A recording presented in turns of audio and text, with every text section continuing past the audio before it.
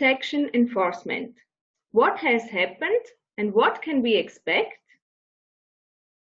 Samir Aliyev, the Program Director of our Data Protection Officer Program at the University of St. Gallen, will benchmarking the first year of GDPR during the next half an hour.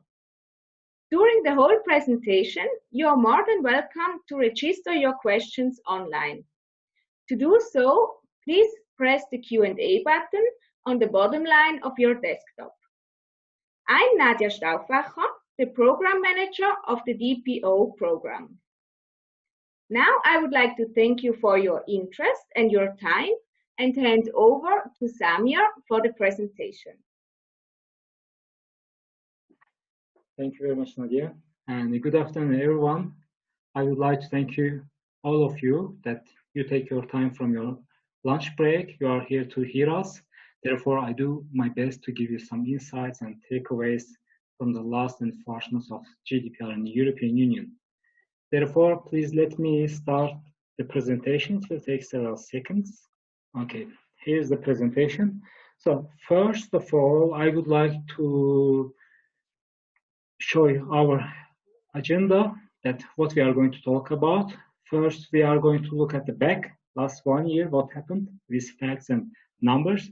Then we have several, I can say the 4 key enforcement cases from different countries and different topics.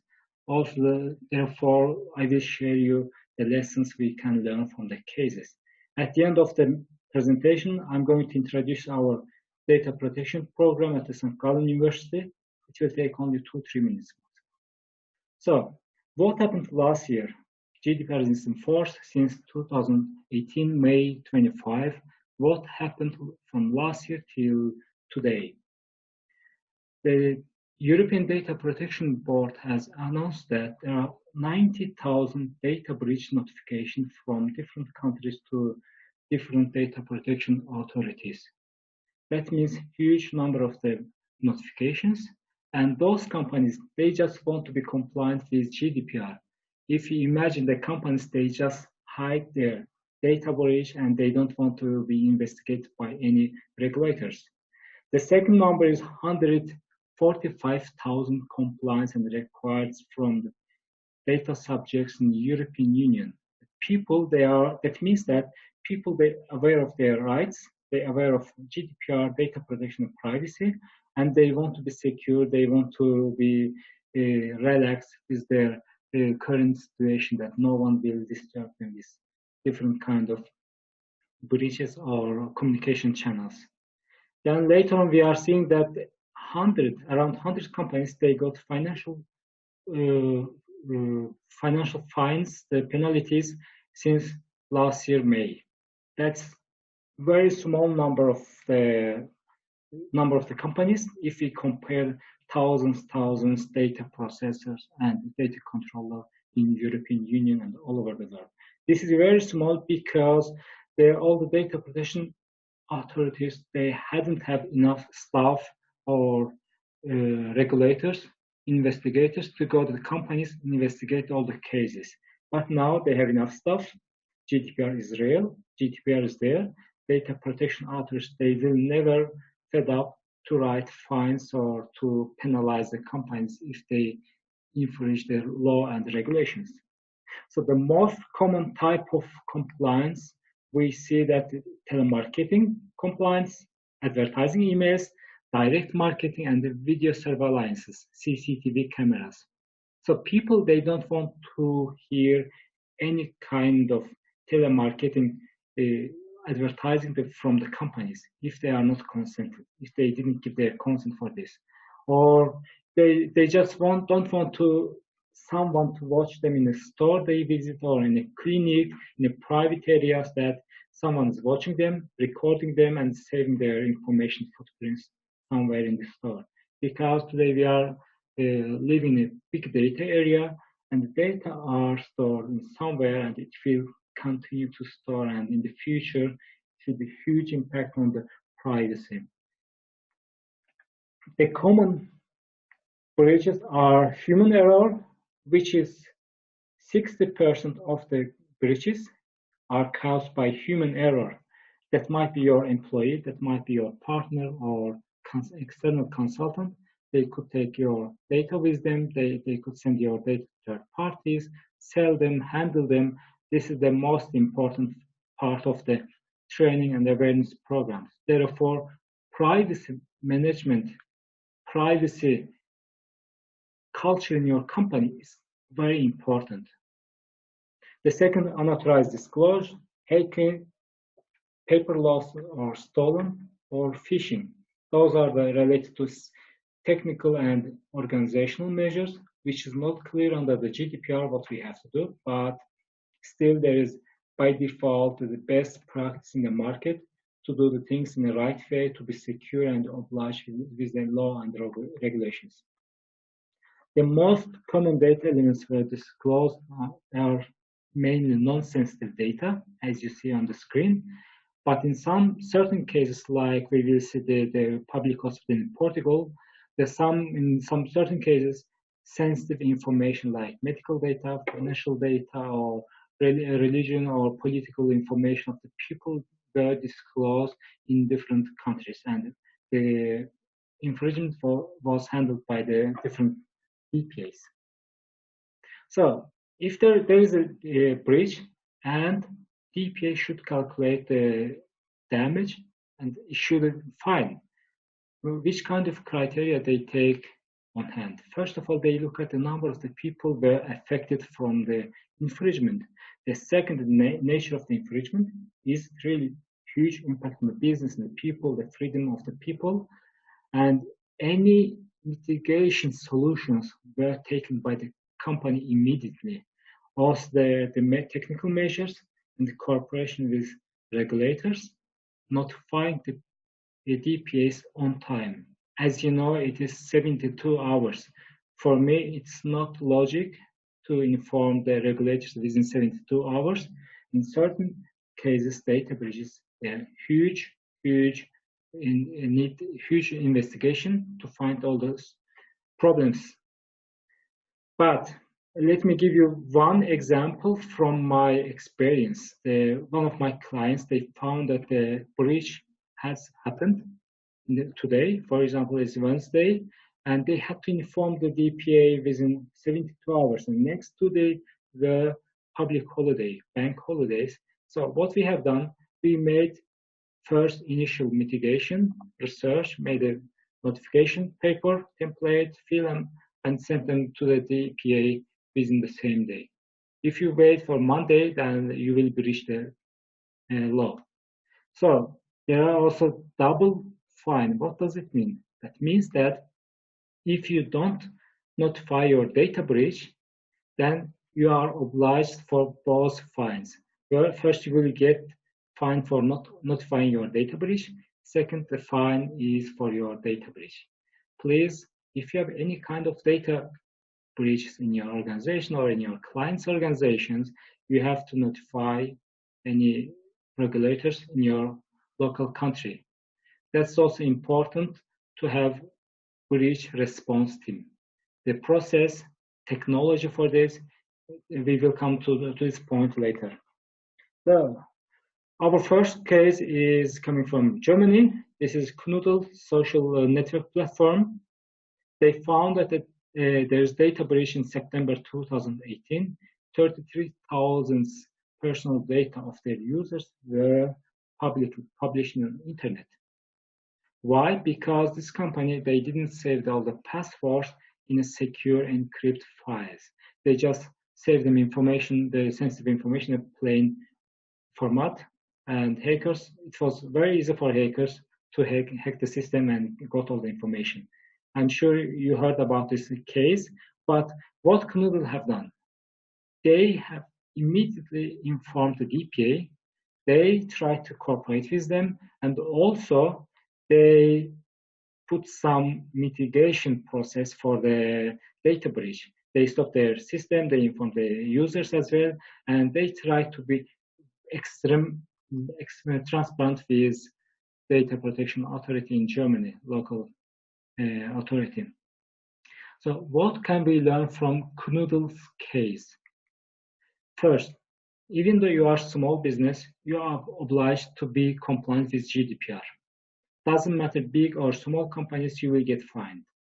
You will be fined for your data breaches, but if you are compliant, if you don't risk any penalty and the reputational risk, you will take steps and be compliant, as at least try for it, at least have intention to be compliant with data protection laws.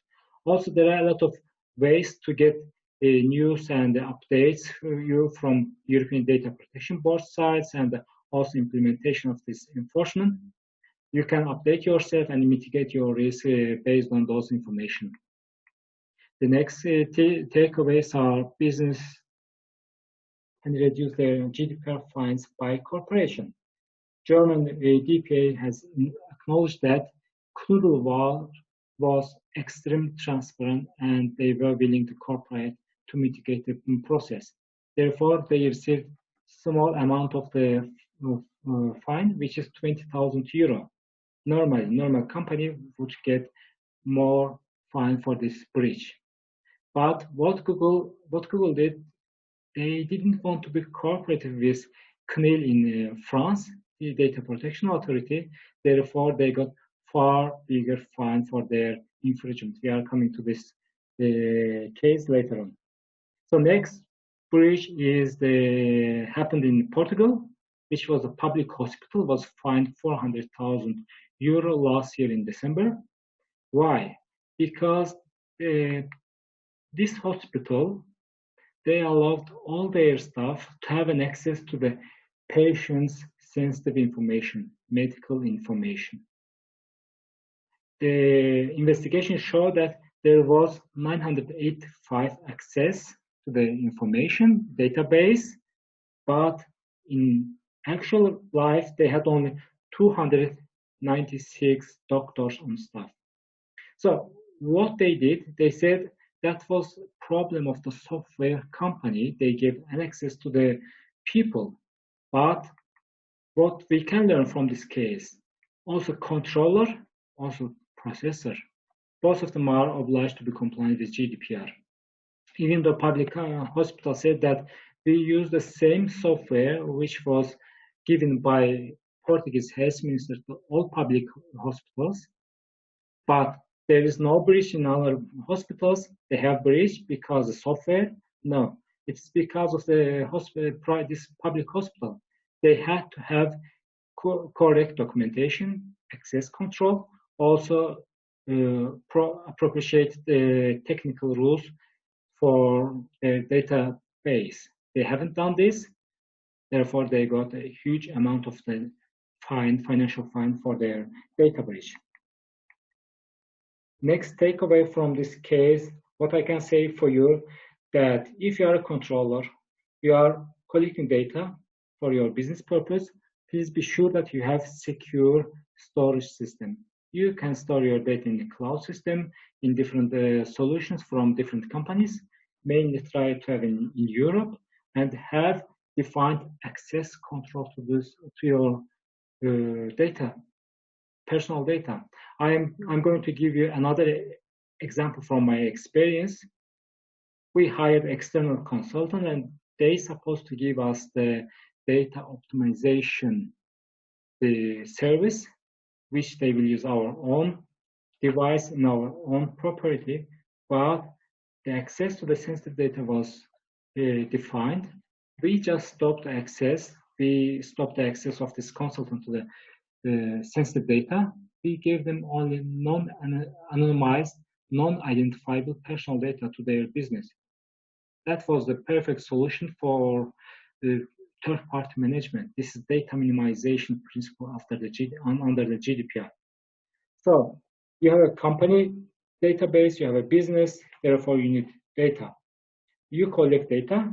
Data is coming to your company from somewhere. You process them. You get some money, some business from data. You store them, and after a certain period of time, you have to retain the data. You have to delete them. Therefore, you need record of processing, proper documentation, data protection impact assessment if you are processing sensitive data. So that's huge process. Therefore, you have to follow regulations, rules with your staff, people, technology, and process. The next case is our popular Google case, which is 50 million euro, was fined in France, CNIL, Data Protection Authority in France. So I believe that the 50 million for Google is nothing because it's a multi-billionaire company, and therefore they just try to avoid some communication, some clarity with the consumer. So CNIL found out this one, and they have mentioned that the lack of transparency, inadequate information, and lack of valid consent regarding the personalized advertising, even the speech recognition, were defined by investigation, and then they got this fine because of lack of valid consent. What does it mean? People, they were automatically consented for personalized advertising, and the opt-out option was not defined clearly. You had to click several pages, then you had to read maybe 40 pages privacy policy to find somewhere opt-out options, click there to get rid out of the personalized advertising from Google. That was the process, therefore they got fined this huge fine. This is normally huge for small and medium size of companies in Europe, also in Switzerland. But we have also key takeaways from this case. What does GDPR provide for consent? I'm sure all of you know all the consent requirements. Consent should be informed, that you inform your people, who are you, why you collect their data, and in which purpose you are going to use it.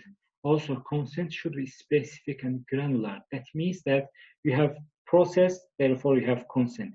You cannot get one consent for entire your process. Some companies, they have 150 different type of processing.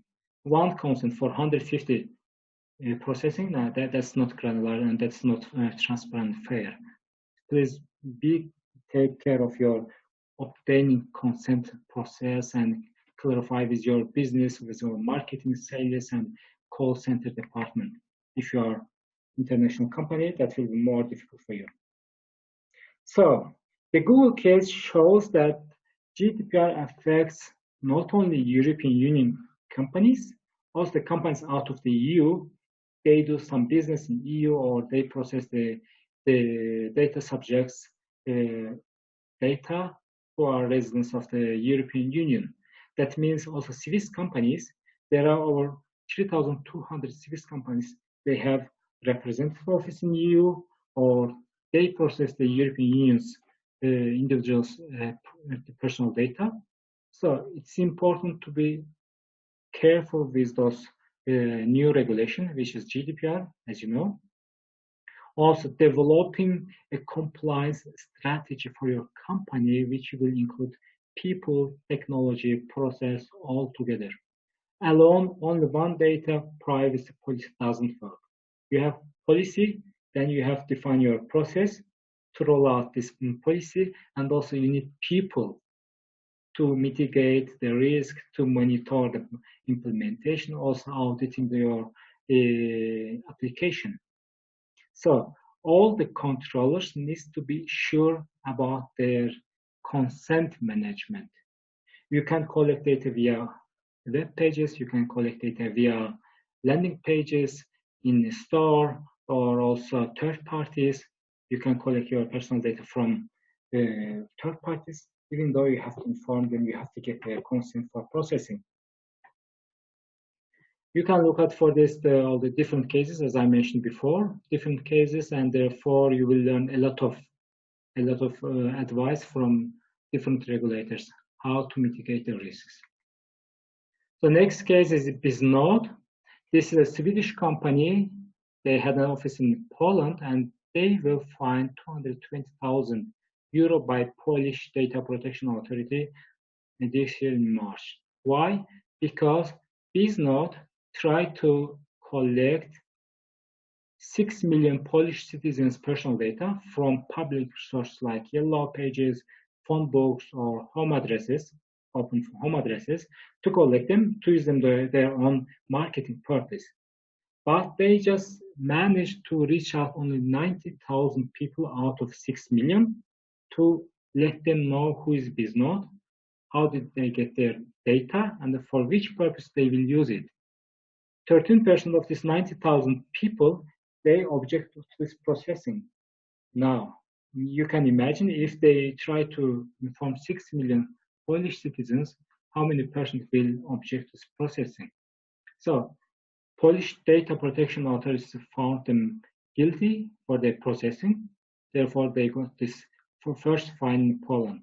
And this is really a simple sample for all the companies, all the Europe. The fine is very low, but the meaning of this case is huge for the business all over the Europe and world. So from this case, we have some takeaways. There are a lot of objectives, but I would like to give you some more important, which is all your customers, all your consumers, employees, they have the right to know who are you, what are you doing with their data. This is the key transparency requirement under the GDPR, information right. You have to inform them and how. And as I explained, you have diverse of channels to collect data. So please define them in your record of processing, then inform them.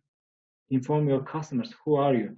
If the customer doesn't want to hear from you, no need to keep their data in your database.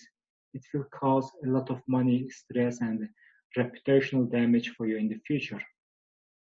So as you see, the website policies, cookie statements, also privacy policies in different social media channels, also the one-on-one or face-to-face sales points, you have to give them privacy policy on time. Very simple, plain language, easy to understand, no legalized text. So, what you have to give them, which kind of information you have to give them.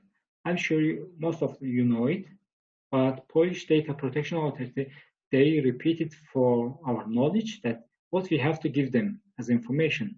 We have to let them know about the collection. If you collect the data also from public resources, within 1 month you have to send them information. Also your purpose of processing, why you are using someone's personal data, what's your purpose? Retention policy, the data you will share, the third parties you will share this data. Of the rights you have to grant to the data subjects. There are 8, 10 different data subject rights.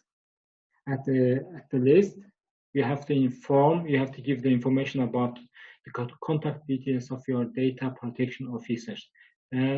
People can easily access to your personal, to the data protection officer or experts who is responsible for this via email, telephone call, SMS, or entire of communication channels.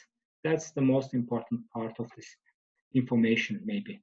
So since we are talking about data protection officers, I want to use 2-3 minutes to introduce you our data protection officer CAS program at the University of St. Gallen. This program was designed for the people who want to advance their career, to manage privacy and data governance in their company, organizations. So people are working in legal office, compliance office, internal auditor, or IT manager, IT security officer, and they want to advance and they want to get some new information. So this program designed for the people in practice who are willing to get new career or advance their situation. Our program will start 11th of November.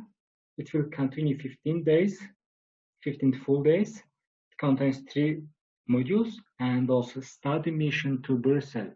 We will take our participants to Brussels, where we met 2 days in DLA Piper and Bird, Europeans best privacy law offices in Brussels. So there we will get the last updates, experts knowledge, and also some training materials and some training stuff which is very interesting for us and for our participants, I'm sure. Then the first module is 5 days modules, 1 week modules, which will take place in executive campus of St. Gallen University, 5 days, full days. And the last 2 modules will take place in Zurich on the Fridays and Saturdays, which is very flexible for the people who are working 100% around Zurich and the regions. During this program, you will learn all the aspects of data protection and privacy law and the legislation and also institutions in Switzerland, in European Union, and all entire work, like mainly US, Canada, and APAC region. Because it is important if you are doing international transfer of personal data, it's important for you to know some knowledge from third countries, also adequacy and other techniques that we can use for our international transfer. So practical elements of privacy management from different industries, from different experts. Our program is on the practical base, no boring stuff we have. We have only experts from the industry, and they will share with you the most relevant practice. Also the basics on information cybersecurity, which is an important part of the data protection, to identify, to understand some technical stuff, some cybersecurity stuff, to advise the legal team or IT team or the top management about the data breach or kind of processing you have.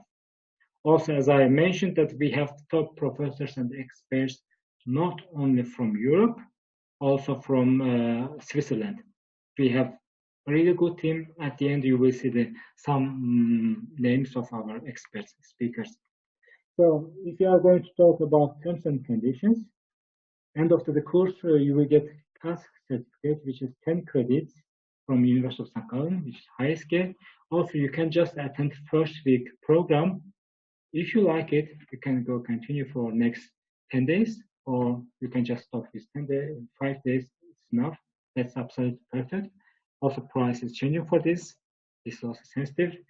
And as I mentioned, we have teachers, we have speakers, professors, and we have also top experts. Here are some names, like federal judge for employment law and data protection in Switzerland. Also, global DPO of Chanel, Anna Poli. She will do the international transfer part. We have Knut Mager, head of privacy at Novartis. We have Nikos Nager, senior DPO to Austria, Österreich. Also, Ying Schultz. He is a partner at the UI in Berlin. He was ex-DPO of Facebook, which we can get some important information from them. So that's all. I don't want to keep you long because after 30 minutes it's a little bit boring. I would like to get your questions and to answer them. Happy? Please, Nadia, if we have questions, I would like to invite you here. Thank you, Samir. We received some questions.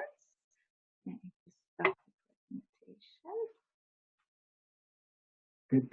Good. The first question we received, why are most of the fines so little? As I mentioned, the data protection authors, they don't intend to earn money. They just want to show the companies, hey guys, look at this fine, look at this process. Therefore, it's little now, but now they have enough stuff. They show all the world, all the European companies that they can get fined based on this case, precedence. So therefore, it's little. Now the big fines are coming. Recently, end of the June, the Facebook got €1 million fine in Italy because of, again, for consent and unauthorized advertising. Then the next question, how do you see the adoption of the data protection laws in Switzerland, and when can this be expected? So if we are going to talk about the revision of Swiss data protection law, to be honest, no one knows. I talked with several people in Bern, also in Zurich, the experts. no one knows when it will come. But if you follow the GDPR, which is the most modern international standards for data protection, you will be sure for your privacy, and you will avoid any risk and the reputational damage in the future. But for Swiss data protection law, no one knows, and I cannot say anything. What is the cost of the DPO-CIS program? The entire program, which I mentioned 15 days, it will cost 12,300 francs, Swiss francs. But if you would like to get only first 5 days, which is also very intensive, diverse of experts, diverse of topics, mainly concentrate on Switzerland, data protection implementation in Switzerland, will cost 4,200 Swiss francs. When will the course commence? We are going to start 11th of November. This week will be in St. Gallen. Then next 2 modules will start from January 2020. On the weekends, Friday and Saturday in Zurich. We have 4 weekends. Each module has 2 weekends. It means in total 10 days. And the 2 days in Brussels. Yes. So the CAS will be done mid of March. Yes, mid of March we will be done. I think that's all the questions we got. Okay, good. Thank you very much for your attention. Thank you very much, everyone, and enjoy your lunch. Sorry for keeping you here in this nice weather. See you maybe next webinar. Have a nice evening. Have a nice day. Bye.